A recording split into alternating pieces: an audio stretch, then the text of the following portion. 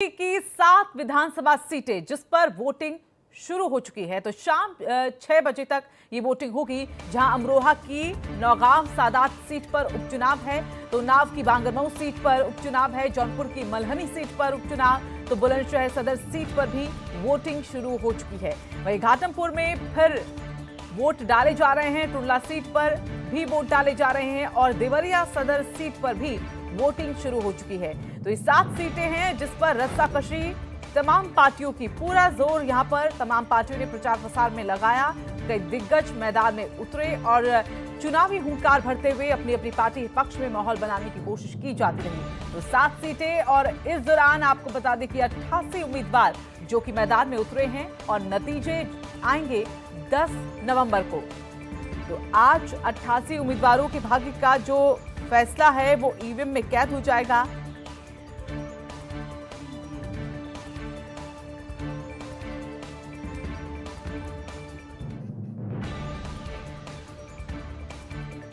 तो कई सीटें, 7 सीटें जिसमें रस्साकशी जारी है और सामने का मुकाबला अगर देखा जाए तो वो समाजवादी पार्टी और बीजेपी के बीच में है, जिनके बीच में मुकाबला साल 2017 के विधानसभा चुनावों में भी देखा गया था। तो 2022 में विधानसभा चुनाव, लेकिन उससे पहले ये 7 सीटें सेमीफाइनल के तौर पर कि कहीं ना कहीं जो जनता का मूड है वो यहाँ पर टटोलिया जाए। तो चलिए अपने सभी सहयोगियों का रुख हम करेंगे। हमारे साथ हमारे 6 सहयोगी जुड़े हुए हैं। संवाददाता समीर अली हमारे साथ है बुलंदशहर से, नीरज अवस्थी कानपुर से जुड़ गए हैं, संदीप खेर हमारे साथ संवाददाता लखनऊ से हैं, तो वही राम मोहन शर्मा भी हमारे साथ फिरोजाबाद से जुड़ गए हैं। अश्वनी अवस्थी उन्नाव से जुड़े हैं, तो विश्व प्रकाश श्रीवास्तव जौनपुर से जुड़े हुए हैं। तो हमारे 6 संवाददाता जो जुटे हुए हैं इन सभी सीटों को लेकर, सबसे पहले रुख हम संदीप खेर का करना चाहेंगे। संदीप, आज ये 7 सीटें, कई मायनों में ये सीटें बहुत अहम हैं। रुख किस तरह से समझ में आ रहा है, ये हमने पिछले कुछ दिन पहले जाना कि जब जिस तरह से पार्टियां अपनी अपनी पार्टियों के लिए प्रचार प्रसार करती हुई नजर आ रही थी, लेकिन आज की बात 6 बजे से वोटिंग शुरू हो चुकी है। क्या अभी वोटिंग सुचारू रूप से चल रही है और क्या लोग घरों से निकलना शुरू हो गए हैं?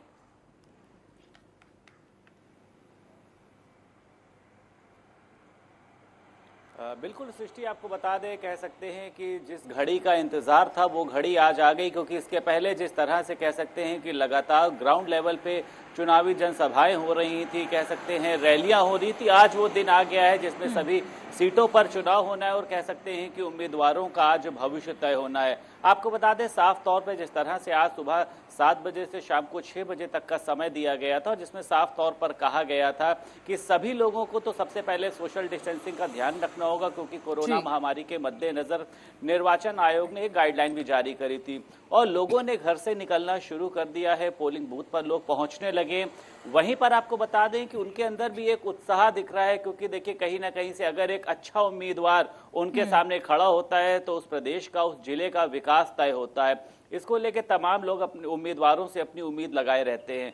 और वहीं पर अगर देखिए हम बात करते हैं मतदान स्थल की, मतदान स्थल पर सुरक्षा व्यवस्था पूरी तरह से चाक चौबंद करी गई है। वहां पर कल ही पुलिस की जो टुकड़ी थी वो पहुंच गई थी, पीसीएफ लगाई गई, तमाम तरह की ऐसी फोर्सेस है जो समय समय पर वहां पर लगाई जाती थी। और आपको इसके साथ में बता दें कि देखिए जो कह सकते हैं जो उपचुनाव है वो रोमांचक इसलिए हो गया है क्योंकि देखिए आने वाले समय में 2022 में भी चुनाव है और उसको लेकर जिस तरह से पार्टी ने अपनी तैयारी करी है, अगर उसमें देखिए नाम देखा जाता है तो भारतीय जनता पार्टी जो है वो लगातार ऐसा प्रतीत हो रहा है जिस तरह से लोगों से, और अगर हम बात करते हैं इनकी खुद की तैयारियों से, कि टक्कर जो है वो भारतीय जनता पार्टी अगर देती है। और आपको साफ तौर पे बता दें, भारतीय जनता पार्टी और सपा के बीच में ही इस दौरान टक्कर दिखाई देगी, क्योंकि जिस तरह से इन लोगों ने अपने प्रत्याशी उतारे हैं। तो अब आने वाला समय बताएगा कि किस तरीके से जो जनता है उसने उम्मीदवारों पर भरोसा जताया है, लेकिन इस दौरान लोग जो हैं वो अपने घरों से निकल रहे हैं, मतदान स्थल पर पहुंच रहे हैं और उनके अंदर एक उत्साह भी देखा जा रहा है। और अगर उनसे बात करी जा रही है तो उनका कहना यह है कि हम अपने वोट के जरिए ही अपना मत बताएंगे कि हमने किस उम्मीदवार पर अपना भरोसा जताया है। सृष्टि, बिल्कुल, आप जुड़े रहिएगा संदीप, हमारे साथ हमारे और भी सहयोगी जुड़ गए हैं। तो नीरज अवस्थी हमारे साथ कानपुर से जुड़े हैं और देवरिया से हमारे साथ हरिंद्र दुबे जुड़ गए हैं, उनका भी रुख कर लेते हैं। सबसे पहले नीरज, आपके पास आना चाहेंगे यहाँ पर।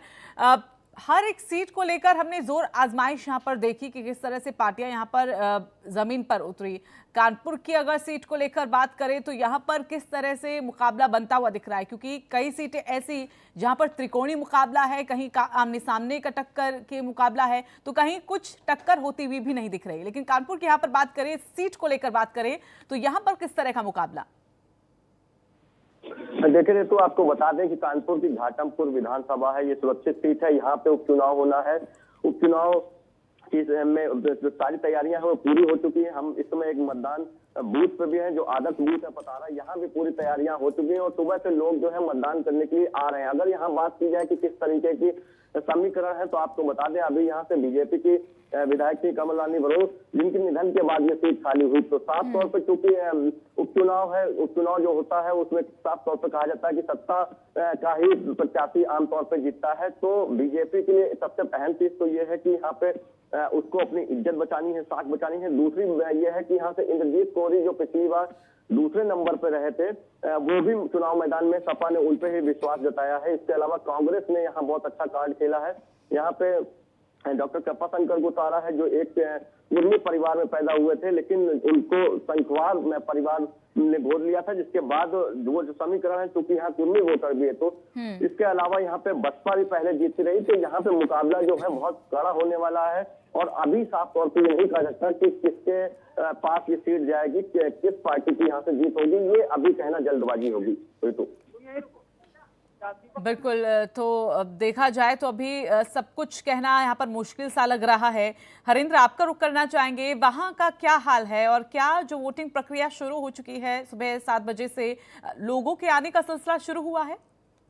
जी हाँ, हम बताना चाहेंगे कि देवरिया में इस समय वोटिंग शुरू हो गई है। एक एक करके लोग अपने घरों से निकल रहे हैं, बूथ पर जा रहे हैं। और सबसे बड़ी बात रही कि इस बार जो पोलिंग बूथ पर कोरोना काल को देखते हुए जो सरकार की गाइडलाइन है, निर्वाचन आयोग ने जो गाइडलाइन जारी की है, उस गाइडलाइन का भी फॉलो किया जा रहा है। क्योंकि स्वास्थ्य एक कर्मी जो गांव में आशा होती हैं, उनको लगा दिया गया है। जितने भी वोटर आ रहे हैं उनकी थर्मल स्कैनिंग हो रही है, सैनिटाइज किया जा रहा है, ग्लव्स दिए जा रहे हैं। जिनके पास मास्क नहीं रह रहे हैं उनको मास्क दिए जा रहे हैं। खास तौर से निर्वाचन आयोग भी कोरोना काल का प्रोटोकॉल का अक्षर सा पालन करवा रहा, हर बूथ पर हो रहा। इस समय में 126 नंबर बूथ पर मौजूद हैं जहां पर वोटिंग शुरू हो गई है। जी हरेंद्र, हम चाहेंगे अगर आप वहां पर उस पोलिंग बूथ की वो तस्वीरें हमें दिखा पाएं, क्योंकि जिस तरह से आपने कहा कि कोरोना काल में यूपी में ये चुनाव है, तो और ऐसे में इंतजाम किस तरह से किए गए हैं, क्योंकि लोग भी आ रहे हैं, तो ऐसे में सोशल डिस्टेंस को भी फॉलो करना है और तमाम वो नियम कायदे जो कोरोना की गाइडलाइंस को पालन करने को लेकर हमेशा से ही यहाँ पर कहा जा रहा है कि आप कम से कम कोरोना की जो गाइडलाइंस है उनका पालन करें। तस्वीरें आप दिखाइएगा जरा केंद्र की। हम दिखाना चाहेंगे, आप देख सकते हैं कि किस तरीके से कोरोना काल का जो गाइडलाइन है, गाइडलाइन का पालन किया जा रहा है। आप तस्वीरों में देख रही होंगी कि एक आशा वर्कर हैं। आशा वर्कर जो है कि वह आने वाले वोटरों को ग्लव्स और थर्मल स्कैनिंग करने के बाद अगर मास्क नहीं रह रहा है तो उनको मास्क प्रोवाइड करा रहे हैं। साथ ही साथ ये भी हम बताना चाहेंगे कि सुरक्षा का विशेष प्रशासन ने प्रबंध कर रखा है। हर बूथ पर बड़े पैमाने पर सुरक्षा कर्मी तैनात हैं। साथ ही साथ ये भी है कि जो देवरिया का चुनाव है ये बहुत जो है कि रोमांचक चुनाव होगा, जिसको लेकर के पूरी तैयारी कर ली गई है। सभी पार्टियां अपनी दमखम लगाने में लगी हुई हैं और लगा चुकी हैं। अब उनके जो प्रत्याशी हैं उनके भाग्य का फैसला ईवीएम में कैद होगा। अब वो उजागर तभी होगा जब गणना होगी कि किसके भाग्य में देवरिया की सदर सीट जाती है। बिल्कुल, ये देखना होगा कि आखिरकार किसके भाग्य में ये सीटें जाती हैं, लेकिन मौका देखे तो ये कोई भी पार्टी छोड़ना नहीं चाहती है। समीर अली का रुख कर लेते हैं, हमारे साथ हमारे सहयोगी बुलंदशहर से जुड़ गए हैं। समीर, आप बताइए वहां पर किस मतदान केंद्र पर हैं, जो कि 7 बजे से शुरू हो चुकी है वोटिंग, और लोगों के आने का सिलसिला किस तरह से वहां पर शुरू हुआ और किस तरह से कोरोना की जो गाइडलाइंस है उनका पालन किया जा रहा है? बिल्कुल ऋतु, बताना चाहेंगे हम बुलंदशहर के मुस्लिम इंटर कॉलेज पर हैं, जो एक मतदान केंद्र बनाया गया है। सुबह 7 बजे से पोलिंग स्टार्ट हो गई है। धीरे धीरे लोग आना शुरू भी हो गए, क्योंकि देर से दिन निकला है, इस वजह से लोग अभी पूरी तरह से नहीं पहुंचे, लेकिन लोगों ने निकलना शुरू कर दिया है। साथ ही बताना चाहेंगे 203 मतदान केंद्र बनाए गए हैं, 579 मतदेय स्थल बनाए गए हैं, 13 सेक्टर मजिस्ट्रेट, 5 जोन मजिस्ट्रेट और 5000 पुलिसकर्मियों की निगरानी में ये चुनाव चल रहा है, पोलिंग चल रही है। साथ ही बताना चाहेंगे कोरोना की गाइडलाइंस भी जारी की गई हैं। गाइडलाइंस के हिसाब से तमाम जो इक्विपमेंट्स हैं वो रखे गए हैं मतदाताओं के लिए। जो मतदान स्थल है वहां पर थर्मल स्कैनिंग हो जा रही है, बाकायदा लोगों पे मास्क नहीं है तो उनको मास्क दिया जा रहा है, सैनिटाइज किया जा रहा है और सोशल डिस्टेंसिंग को मेंटेन करते हुए वोट डालने की उनको परमिशन दी गई है। जी ऋतु। बिल्कुल, यानी कि कोशिश है पूरी कि जो गाइडलाइंस हैं उनका पालन कराया जाए, वो खुद भी पालन करे, अधिकारी भी पालन करे और जो लोग वहां पर पहुंच रहे हैं वो उनको भी पालन करने के लिए कहा जाए। अब बने रहेगा समीर हमारे साथ। संदीप का हम रुख करना चाहेंगे। संदीप, ये बताइए, क्योंकि हमने अक्सर देखा है, हालांकि महज ही 7 सीटें हैं, 7 सीटों को लेकर पार्टियां तो काफी आश्वस्त दिख रही हैं कि ये 7 सीटें कहीं ना कहीं माहौल को बतला देगी 2022 से पहले ही कि आखिरकार जनता के मन में क्या है, जनता के मन को टटोल लिया जाएगा। लेकिन क्या ऐसा अक्सर जैसा देखा जाता है कि उपचुनाव में को लेकर लोगों में इतना उत्साह नहीं दिखता और 7 सीटों की बात करें तो ये और भी कहीं ना कहीं कम हो जाता है। तो क्या इस बार जो ये वोटिंग परसेंटेज अगर हम इन 7 सीटों को लेकर कहें तो वो कम देखने को मिलेगा?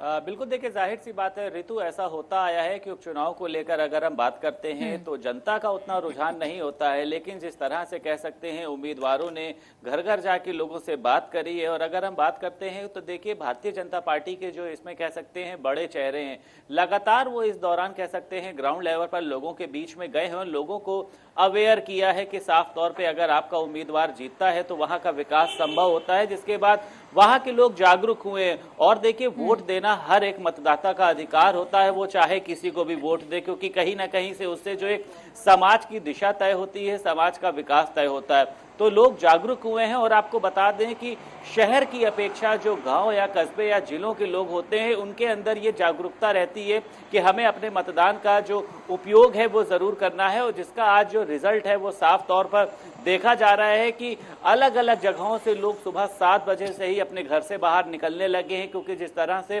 7 बजे से शाम को 6 बजे तक का समय दिया गया है और सब लोग चाहते हैं कि समय रहते हुए वो अपने मतदान का उपयोग कर सके। तो अपने आप में ये देखा जा रहा है कि कहीं ना कहीं से एक अच्छी पहल है जो आज सभी उम्मीदवारों का भविष्य तय करेगी, जिन्होंने कह सकते हैं अपना भविष्य जो है वो उपचुनाव में आजमाया है। और कहीं ना कहीं से जो एक बड़ी पार्टी के रूप में भारतीय जनता पार्टी की अगर हम बात करते हैं तो उसकी साख भी तय करती है, क्योंकि आने वाले चुनाव के लिए उसकी उपचुनाव में ज्यादा से ज्यादा सीटें अगर वो जीतती हैं तभी लोगों के बीच में वो अपना भरोसा जता पाती है।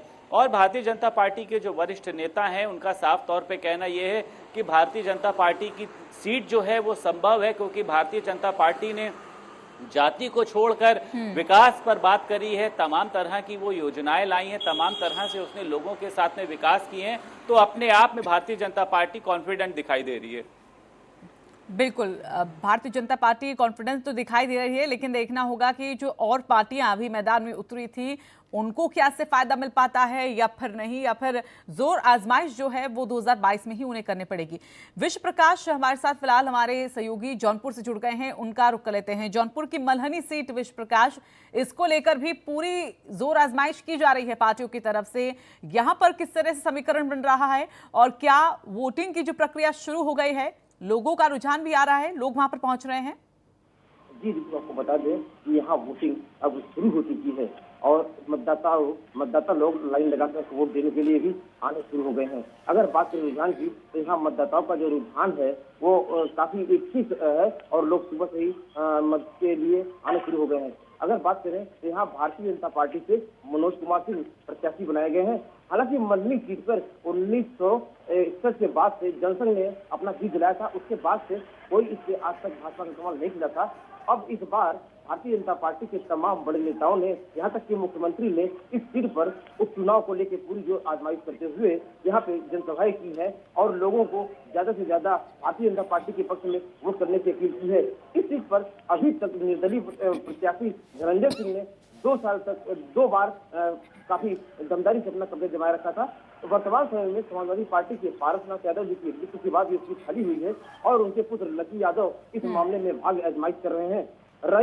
सब मिला के यहाँ पे त्रिकोणीय मुकाबला जो निकल कर वो सामने आ रहा है। यहाँ भारतीय जनता पार्टी निर्दलीय प्रत्याशी धनंजय सिंह और समाजवादी पार्टी के लकी यादव के बीच कड़े मुकाबले दिखाई दे रहे हैं। जी बिल्कुल बिल्कुल विश्व प्रकाश, ये बहुत ही कम ऐसी सीटें होती हैं जहां पर त्रिकोणीय मुकाबला देखने को मिले, जहां पर तीनों ही उम्मीदवार जो हैं वो एक दूसरे को टक्कर दे। फिलहाल जिस तरह से आपने कहा मल्हनी सीट त्रिकोणीय मुकाबला, देखना होगा कि इस त्रिकोणीय मुकाबले में आखिरकार जीत किसको मिलती है। आज ईवीएम में इनका जो भाग्य है वो कैद हो जाएगा। चुनाव के रण में, तो उपचुनाव के इस रण में 7 सीटें बेहद अहम हर एक पार्टी के लिए। हालांकि इन 7 सीटों को लेकर अगर आपको बता दें तो 6 सीटें जिस पर पहले से ही कब्जा बीजेपी का रहा है और इनमें से 1 सीट ऐसी जिस पर सपा का कब्जा रहा है।